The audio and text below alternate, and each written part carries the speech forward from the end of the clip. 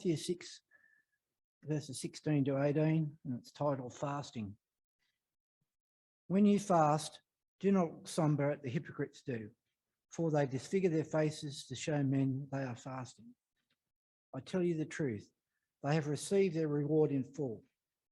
But when you fast, put oil on your head and wash your face, so that it will not be obvious to men that you are fasting, but only to your Father, who is unseen, and your Father who sees what is done in secret will reward you. So just last week, we started our new series for this term called Gospel Plus, and this is a short topical series looking at how people add things to the gospel, and that when they do that, they actually destroy the gospel message. They ruin it by adding these things to it. And we looked at how this can cause the problem of people coming to church, or they say that they are Christians, but they're actually only there for what is this plus stuff. This other stuff is what attracted them to the church in the first place. So they never actually came for Jesus or because they had a relationship with him, but they've come for other reasons and for things that are not as good as the gospel itself. And as I said last week, the reason we're looking at this is to make sure that each of us isn't being in any way deceived, so that when we, say, pick up that new Christian book, or we might visit another church, or listen to a podcast, whatever it is, that when we do these things, we're aware of some of these false gospels which are out there, and we can then know that we are not being told a gospel plus something else. We can identify a false one when we see it, because sometimes it's not always obvious. Sometimes what we are told can actually sound really good, and it can even sound biblical, and yet something has been thrown into the mix, and this has now changed the gospel message in a very subtle way. And the first one of these plus issues that we looked at last week was a thing called the prosperity gospel. And we looked at how this is the idea that if you give to God, if you give to the church, and if you say lots of positive things, and if you think positive thoughts, and you're always showing happiness, then because of that, because you act this way, well, God will then reward you. He'll give you good health, and he'll give you wealth. So that means that the more you give to church and the nicer you are to people, then the more that God will give to you. That you get good health and a good life as a reward for your faith. But what we're going to be looking at today is actually the total opposite. This one's not about prosperity. This is about poverty. This is about having nothing. And you might be thinking, well, how does that get people in? Why would people add that to the gospel? Because it actually sounds very unappealing. It doesn't sound like something that anyone would actually want to sign up to.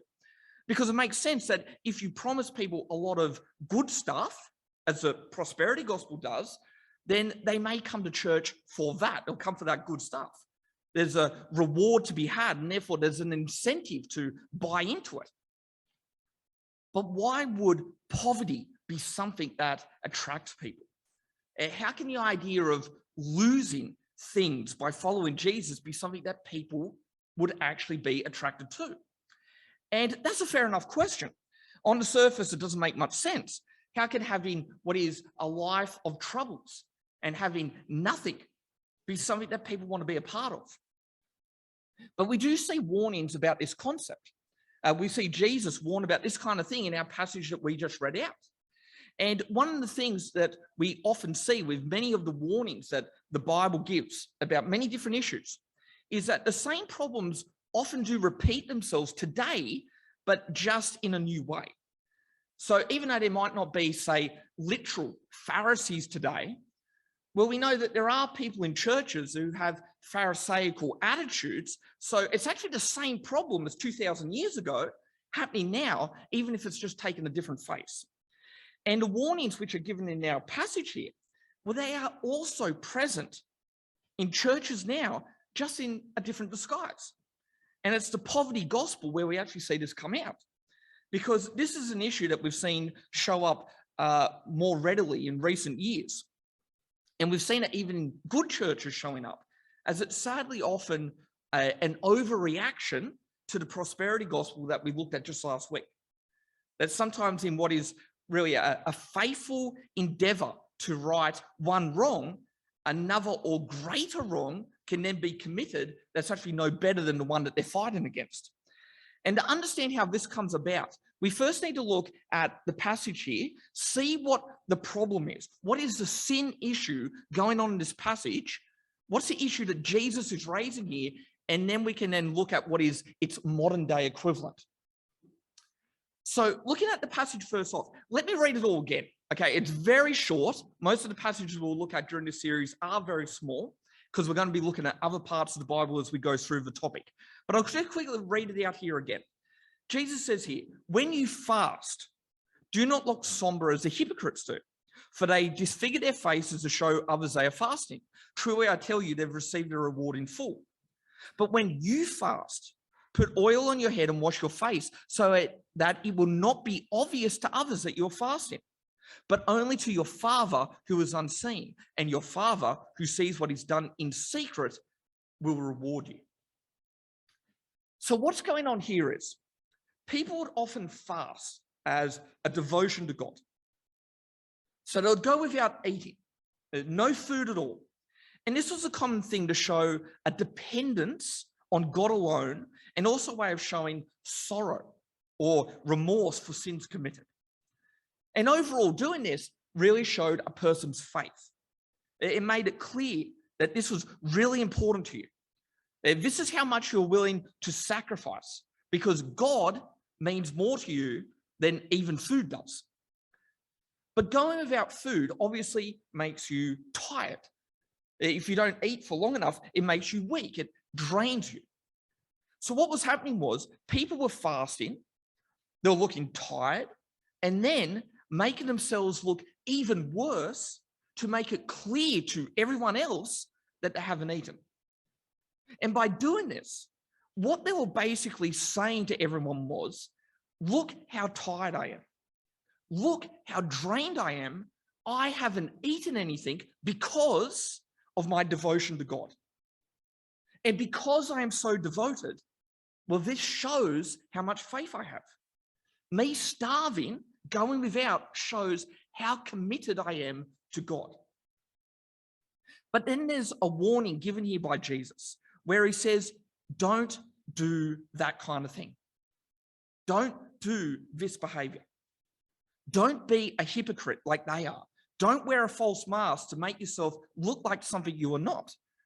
Because if you are fasting out of true faith, if it really is true devotion, you don't need to show the world that you're doing that.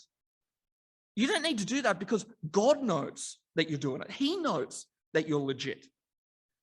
So this is why he says here to actually hide the fact that you're fasting. Hide the fact that you're tired.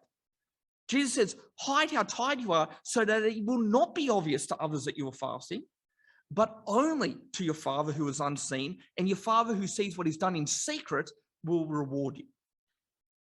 And then also on top of that, he also then says that for those who do show off, right? So for those who are putting on the big act, they want everyone to know just how much they've sacrificed for God.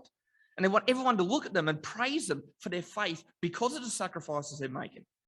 Well, he says about them, he says, truly I tell you, they've received their reward in full. So what these people wanted is for everyone to see how faithful they are. That's why they want to make a show of it. And Jesus says, when they make a show of it, that's their reward. Everyone going, oh, look how much faith they have because they've starved themselves for God. That actually is the reward that they're getting. Everyone praising them. And in contrast to that, Jesus is saying, well, that actually shows how little faith they have because they're doing it for other people to see them. If they had true faith, they wouldn't be putting on this show in order to win other people's approval because they would be doing it for God's eyes only. So there's this warning given here that if you show off how hard your life is, how much you're sacrificing, how much you're giving up for God as a way of showing how much faith you have, it actually means that you don't have faith.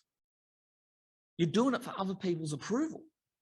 You're not doing it for God You're doing it for other people to look at you, and you're doing it for their praise, not for God. So when it comes to what is our topic for today, you may already start to see where the connection is coming from, how this problem we have today actually connects to this warning given here a couple of thousand years ago. Because the poverty gospel follows this same strategy of making a public show of hardship in order to show everyone your faith. And when you look at the issues this brings, it is often the same ones as the prosperity gospel, just inverted. The same things, just at the very other end of the spectrum. And we're going to look at 4 major issues that come from this gospel this morning. And as we go through them, you may start to see how subtle these things can be. Because as mentioned before, even good Bible-believing churches can fall into these traps. The very issues that we'll look at now are ones that happen even in Presbyterian churches in New South Wales, because these problems are not always obvious. The things that the prosperity gospel, the poverty gospel promotes, they actually sound right, because in many ways, they're just a pushback against what is the prosperity gospel. And these ideas, if they get taken too far, well, then they can actually become just as toxic as the problems that the prosperity gospel brings up. They end up creating the exact same issues, just at their opposite end. So looking at the first one, the first problem here, the reason people will want to have nothing and be seen as having given everything away for the gospel will often be a result of self-righteousness and pride. They end up with the idea that the less you have, the more God works through you. So they'll turn to verses like 2 Corinthians chapter 12, verse 9. And that verse there says, "My grace is sufficient for you, for my power is made perfect in weakness." So this idea gets taken to then mean that if you have nothing, then that allows God to work through you. Your weakness from your poverty makes you more useful in God's work. And there's no doubt that there is some truth in that. And we do see examples of God working in our weaknesses in several places in the Bible. We see that Moses was sent to lead God's people, the tribes of Israel, yet he was a poor speaker. We see that God says to Gideon in Judges chapter 7 that he has too many men, and he actually needs to shrink his army down to a much, much smaller size, so that when he wins the battle that God sent him into, then everyone will know that God gave them the victory, and it was not due to their own doing. It's not because they had more power than the other side. And even David got in trouble for counting his army, as it showed he put more trust in his own strength than in God. So there is this logic to that thinking that the less we have, the more God works. And it's not totally wrong, because God does work in our weaknesses.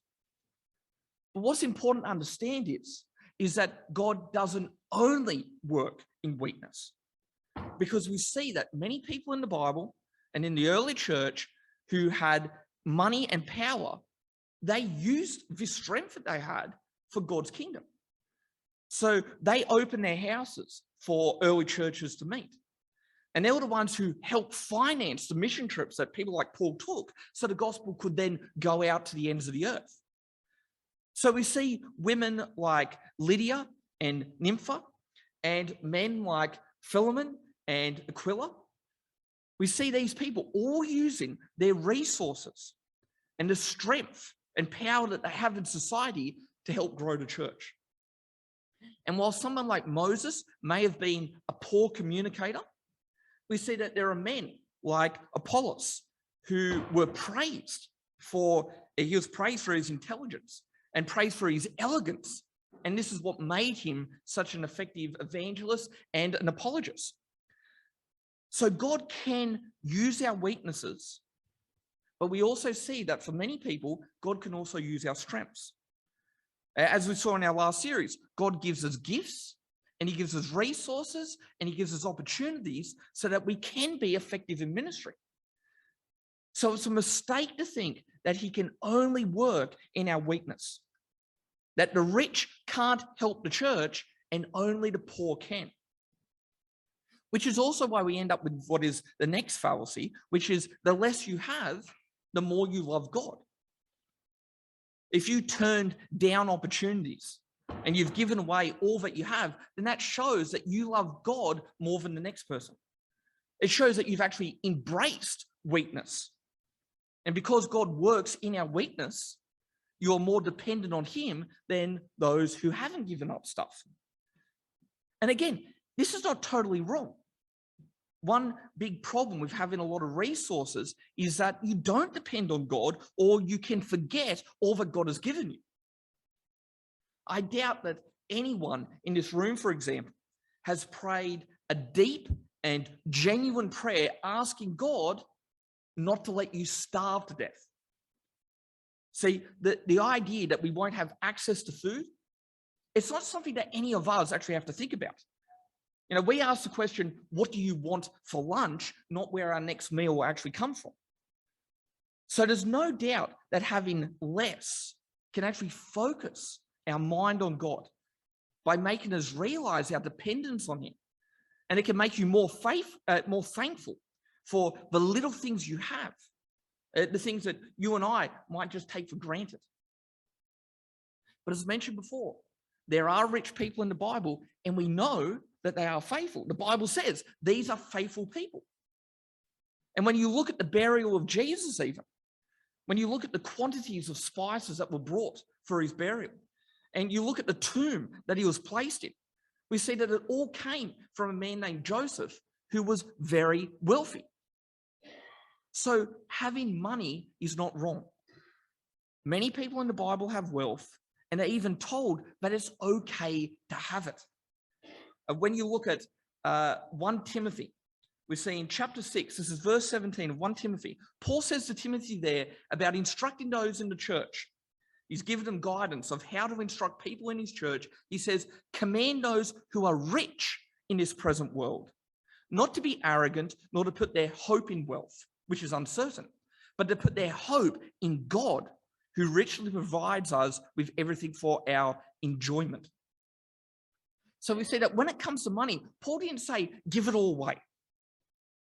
He didn't say, you've got to give it all away or you don't have faith. Instead, he just says, don't put your hope in that wealth. And he even says that that wealth that you've got can be used for our enjoyment. God wants us to enjoy it. But we always need to remember where it comes from and who it is that you serve. Because as we looked at just last week, you can't serve two masters. So you can have wealth, but that wealth cannot be your God.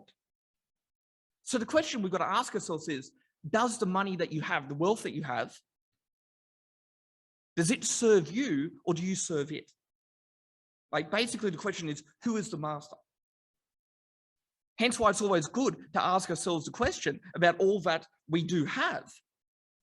Look at that thing and go, can I live without it? Is my self-worth connected to this thing or this wealth? And when you do that, it means that you can have your jet ski for fun because you can afford it and you can enjoy it. But if you ask that question and you go, I couldn't live to part with it, well, that's when you actually have a problem. If you think that having such a thing makes you a better person, if you think it gives you value, this wealth, this item gives you wealth, value as a person, then you have a problem. So wealth in itself, it's not wrong, but it's all about how you see it. And it's about how you use it that makes it a problem or not. But when you buy into the poverty gospel, well, now any kind of wealth becomes an issue. Your jet ski, your bank account, it all shows just how little faith you have. Which means that in order to show how much faith you have, then you need to give all that stuff up. That a faithful person simply cannot have wealth, as it shows that that's what you serve. And because of that, that means you've got to get rid of it all. And you've got to make it clear to everyone that you've given it all away out of devotion to God fully. So this is what the fasting people did. This is what the people in our passage were doing. These people are going around showing others how much they have sacrificed in their devotion to God, so they are seen as being truly faithful. And that's exactly what the poverty gospel does. And this is why it is just as bad as the prosperity gospel. Because where the prosperity gospel is all about people saying, look how much I have, this shows how blessed I am by God because he's given me so much. Well, this is actually the total opposite. This is people saying, see how little I have. This shows how much faith I have. This is proof that I am one with God. By not having anything, they think that this shows just how much more faithful they are than others who have kept their wealth. And of course, this leads into what is the second problem, which is that it is very self-deceiving.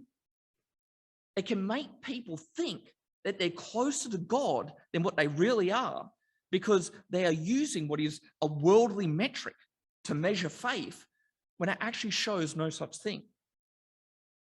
I remember years ago when I was on a short mission trip to India, we spent time in several churches over there and with some of the ministers and the missionaries in the area.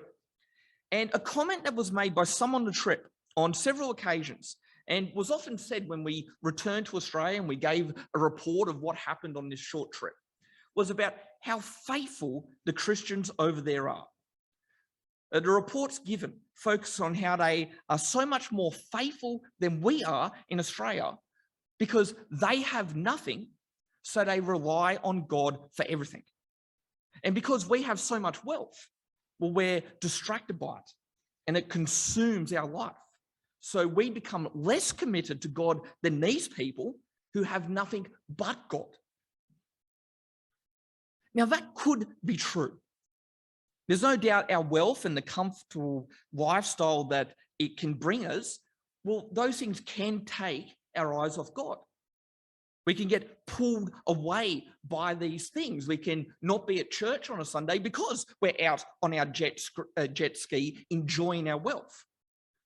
So many of our distractions are not things that they have to face. They have nothing, so they don't get distracted by these things. So this could very much be true. And it could be true for some people. But as I said before, wealth is certainly not something you can measure a person's faith by because it is not going to be true for everyone.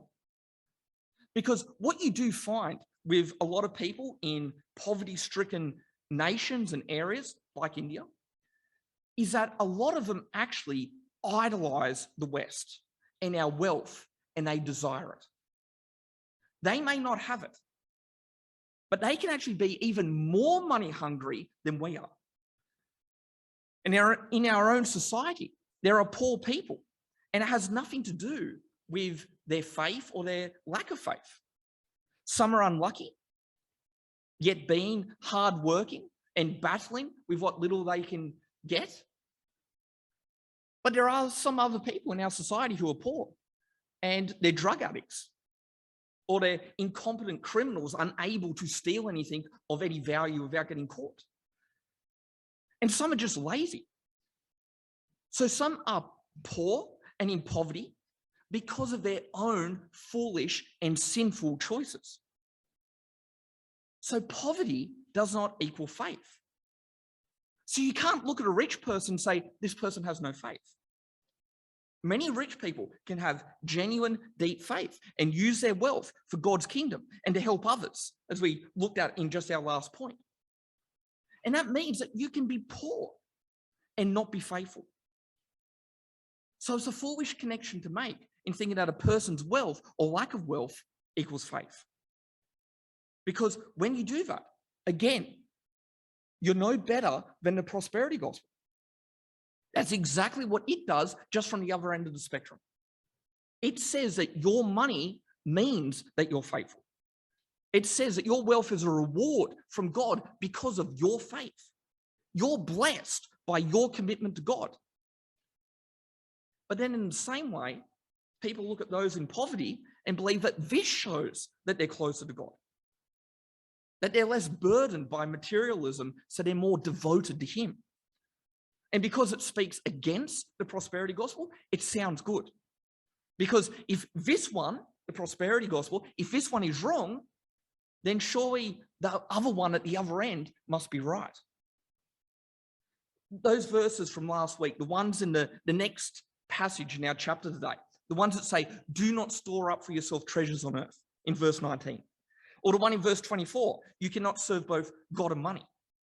Or even the rich man in chapter 19, where Jesus said, go sell your possessions and give to the poor and you'll have treasures in heaven, followed by, it is easier for a camel to go through the eye of a needle than for someone who is rich to enter the kingdom of God. So you read those verses and suddenly the poverty gospel sounds right. And it fits with statements like those made there. But that's what makes it so sneaky. That's how it has slipped into what are otherwise good Bible teaching churches.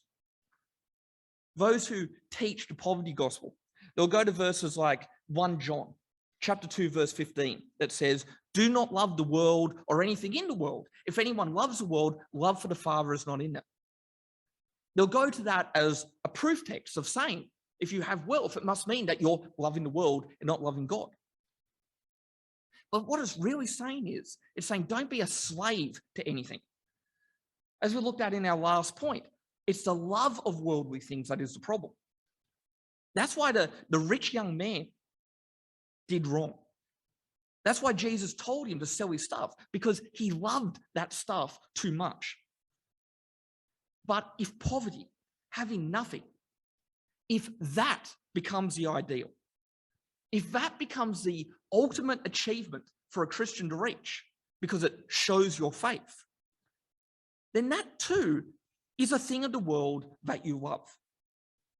That image is something that you idolize. And that is no better.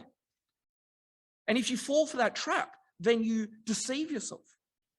That when we do this, we run the risk of romanticizing poverty. We're idolizing it. So you see yourself as having more faith because you have less worldly wealth, when your bank account can never determine such a thing one way or another. And this is what leads to yet another issue, and that is that it could be self-destructive. Once people make a connection between having little and being what they think is truly faithful, then this can lead someone to look for these unnecessary hardships as a way of reassuring themselves of their faith. As a way of saying, look what I go through, this must prove I'm one with God. So the more trouble I can throw myself into, the more faithful I am. There's a part in the letter of 1 Peter. It's from chapter 2, and he's talking about suffering. He's talking about, as a Christian, not complaining about injustice, but taking it in the same way Christ faced injustice. So he says to them in verse 19, it is commendable if someone bears up under the pain of unjust suffering because they are conscious of God. And then he also says, if you suffer for doing good and you endure it, this is commendable before God. So he's saying here, you will suffer for your faith. In this world, you will be treated wrongly, even when you do good, even when you do the right thing. But when that happens, like Christ, we are to endure it. So if you do good and you get mistreated despite doing good, then know that God sees all that. And when he sees it, he'll basically say, you are doing good because you're willing to endure these hardships out of faith for me. That this is what genuine faith is, acting like Christ in the face of difficulty. But in that verse, Peter also says this. There's another point he's making here, because he says to them, but how is it to your credit if you receive a beating for doing wrong and endure it?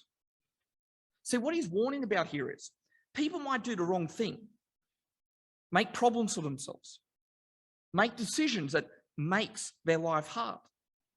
And then after doing that, they turn around and say, look at how I endure this hardship and see how I take it patiently.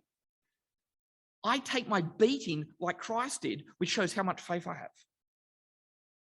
But being beaten because you've actually done the wrong thing, because you've caused problems, well, that shows nothing. There's nothing to boast about in that. That's not a case of dealing with hardships because of your faith. Instead, it's making problems for yourself and then claiming that it's because of your faith that you face this difficulty.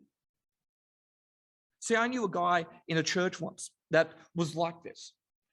In fact, I knew him in many churches because he kept changing churches every few years.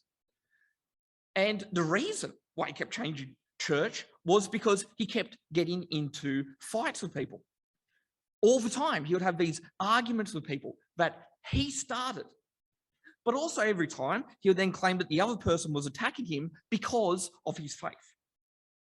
So in his mind, he kept having all these problems, not because he was a troublemaker, which was the real reason why he kept having these problems, but because he was the faithful one.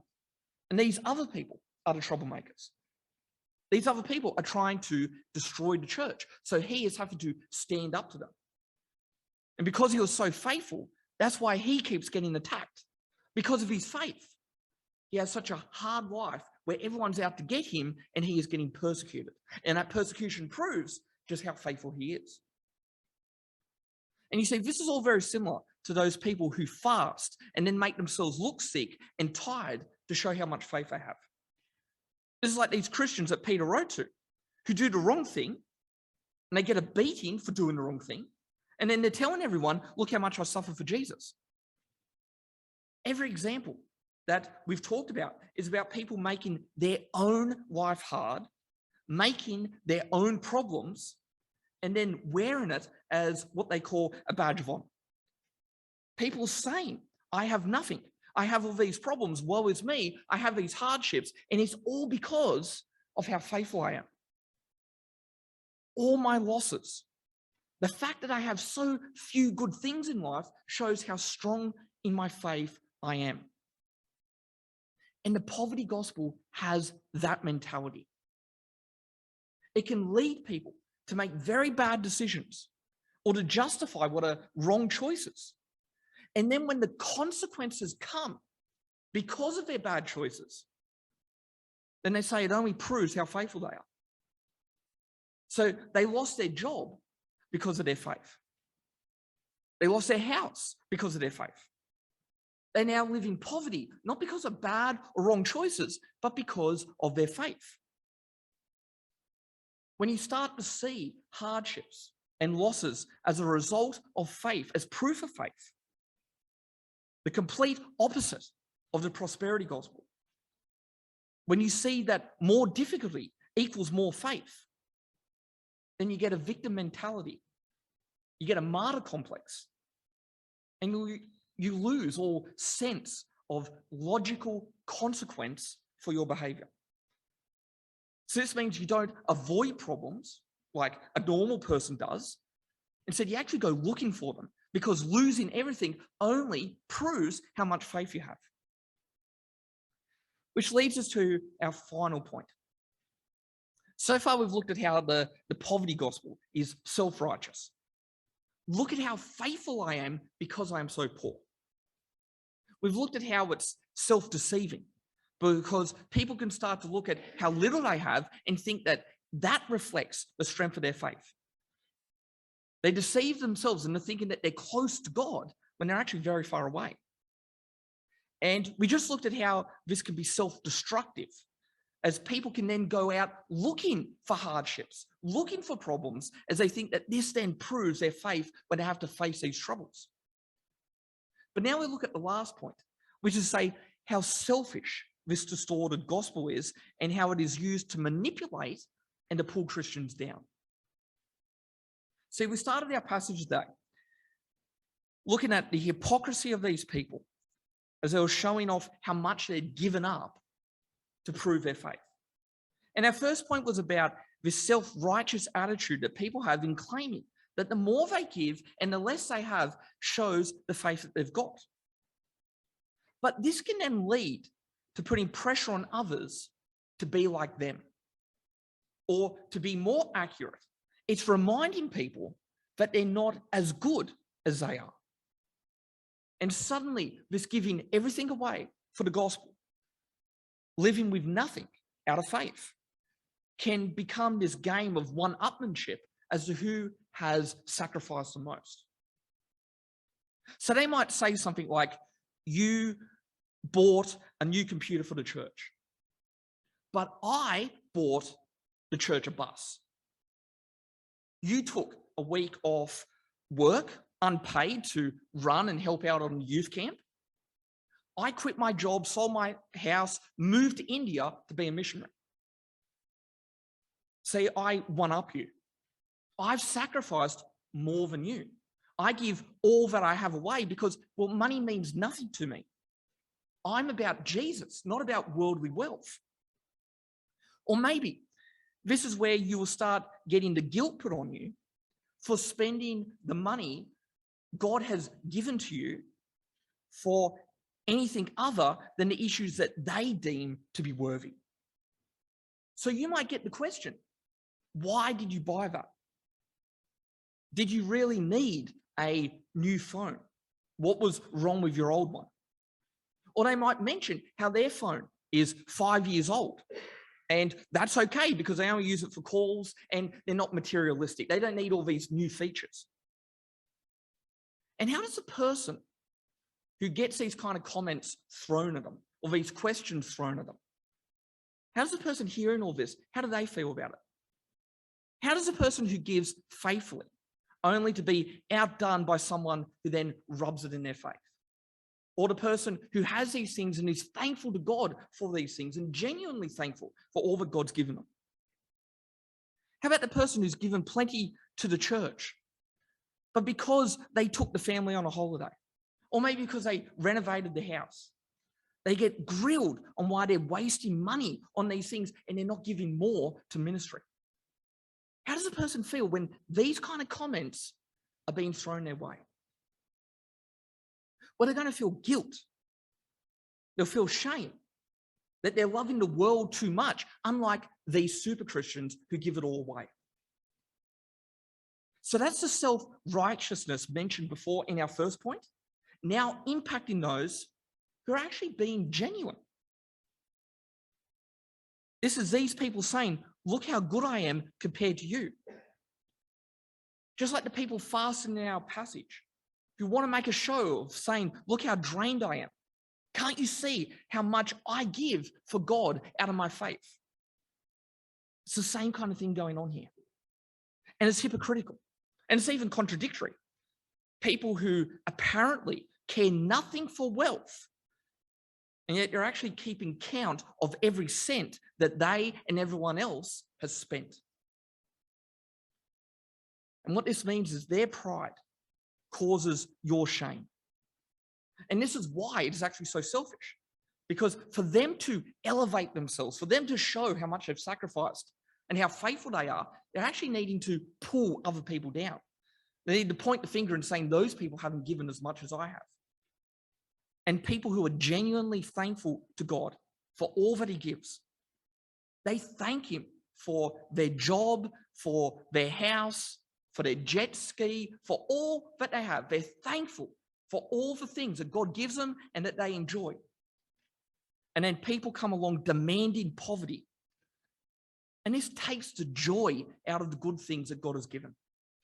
It says, don't enjoy God's blessings. Instead, be somber and miserable.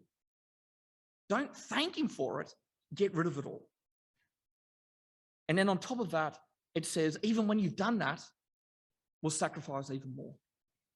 Keep giving more. Give like they do and always be guilty for not giving enough. But the worst part in all this, the worst part is not only is it selfish in how it pulls genuinely faithful Christians down with all this guilt, it puts this burden on them for no reason, but it also uses the poor as a way of manipulating and shaming the rich. The poverty gospel uses the poor to shame the rich, and not just rich Australians, just Australian Christians in general. Like those Indians I mentioned before, where people would say, look how faithful they are. They're so faithful because they have nothing, which is actually quietly suggesting you're not faithful because you have something. You have wealth, so you're not as faithful as them. They live in a shack and you live in a lovely house. They lay on the street and you took a holiday and laid on the beach. So the poor get used to shame the rich into feeling inferior.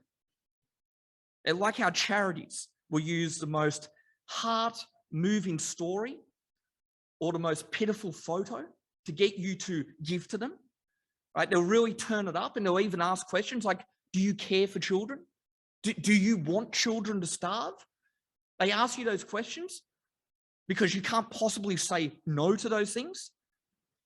And you feel like you can't say no, yet you also know that you can't say yes to all these requests. Everyone's asking for something. And it's sadly the same kind of thing going on here. They're basically saying, do you have faith? Do you want true faith? Do you want faith like these Christians in India? Well, if that's the case, then embrace poverty and stop living for the world. Because if you don't, then you're not really committed. You're not truly faithful. So the poor are not just being put on a pedestal of the ideal, they're actually being used to guilt others, and it's tremendously insincere and it's very manipulative. And sadly, as good as it may appear and how right it sometimes seems, as it's a pushback against prosperity, well, being insincere and manipulative is really what the poverty gospel is. It's not really about true faith, but it's about being self-righteous, self-deceiving, self-destructive, and ultimately being selfish. And it is just the prosperity gospel turned upside down. It is the same thing from the other direction. One says by showing how much you have and how happy your life is, that shows how much faith you must have. And the other one is saying by showing how little you have and how hard your life is, well, that is proof of how much faith you must have. Which means they both have the same issue at heart. They're both about showing off and making our relationship with God something that you earn. Whether your life is all good, like the prosperity gospel that we saw last week, or if your life is all bad, like the poverty gospel. They are both actually all about pride in how much faith you have, and they're measured by things that have nothing to do with faith itself. But when you think about what a true gospel message is, when you think about how it is the greatest gift anyone could be given, forgiveness and a relationship with God. When you take it and you twist it and you make it about yourself, when you make it about a reward for your sacrifice, a reward for your faith, about having a hard life to show that you are more committed than others. When you do that, you've really twisted the gospel, which is now about us and no longer about Jesus's sacrifice for us. The gospel is all about him having the hard life, him facing the troubles of this world, and him making the sacrifice so that we can be saved from death and the troubles of this world and enjoy God's blessings. But like the prosperity gospel, the poverty gospel takes the true gospel, which is all about Jesus, and then it makes it all about us. Hence why, like the people fasting, those who do that have received their reward in full. If you make it all about yourself, then you've actually removed God from it, and you've made a connection between your faith and a worldly measurement that can't possibly show your faith. So what that means is, like the prosperity gospel, that is easy for us to go, that's wrong, that's terrible, avoid it. Well, don't then make the mistake of going up the other end and falling for what is equally nonsense. Don't get what they call the martyr complex. Don't think about it being your sacrifice making you faithful. Instead, know that it's Christ's sacrifice that saves us. And that means depend only on Jesus, not the things of this world or the lack of things in this world, not your own sacrifices. And he said, only live for him in all that you do and be thankful for all that God gives us.